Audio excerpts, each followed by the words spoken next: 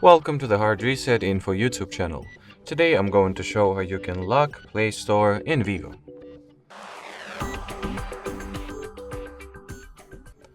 So in order to put the Google Play Store app under the password of sort, you will need to launch Settings, then enter the security category.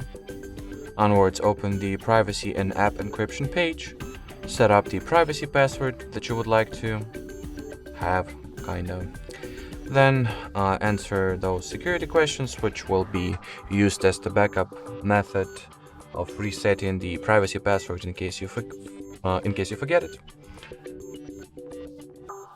Then go for the app encryption, find the Play Store in the list over here.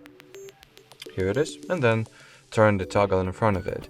And now, if I would like to launch the Google Play Store app, I will need to input my patent password, and well, for another minute or so, it will not require me to enter the password, and then after the minute passes, I will need to input the password again in order to access the app.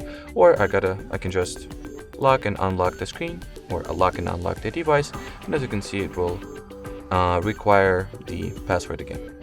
Alrighty, so that will be it for this video. Thanks for watching, and bye bye.